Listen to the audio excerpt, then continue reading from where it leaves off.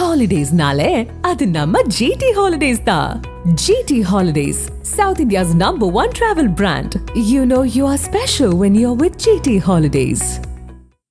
சென்னை உயர்நீதிமன்றம் வளாகம் அருகே திருமாவளவன் கார் மோதியதைத் தொடர்ந்து வழக்கறிஞர் தாக்கப்பட்ட சம்பவம் தொடர்பாக அடையாளம் தெரியாத விசிக நபர்கள் மீது 2 பிரிவுகளின் கீழ் போலீசார் வழக்கு பதிவு செய்துள்ளனர். கடந்த 7ஆம் தேதி சென்னை உயர்நீதிமன்ற வளாகம் முன்பாக ராஜீவ்காந்தி என்ற வழக்கறிஞர் சென்ற இருசக்கர வாகனம் மீது விசிக தலைவர் திருமாவளவன் சென்ற கார் மோதி விபத்து ஏற்பட்டது. அப்பொழுது இருசக்கர வாகனத்தை ஓட்டிச் சென்ற வழக்கறிஞர் ராஜீவ்காந்தியை விசிகாவினர் கடுமையாக தாக்கிய வீடியோ வெளியாகி பெரும் பரபரப்பை ஏற்படுத்தியது. வழக்கறிஞரை தாக்கிய விசிகாவினர் மீது நடவடிக்கை எடுக்க வேண்டும் என்று கோரிக்கைகள் குவிந்தன.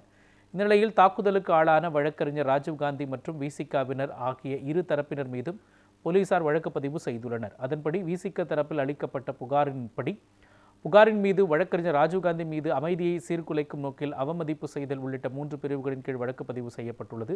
இதேபோல வழக்கறிஞர் ராஜீவ்காந்தி அளித்த புகாரின் அடிப்படையில் அடையாளம் தெரியாத விசிக நபர்கள் மீது காயம் ஏற்படுத்துதல், ஆபாசமாக பேசுதல் ஆகிய 2 பிரிவுகளின் கீழ் வழக்கு பதிவு செய்யப்பட்டுள்ளது.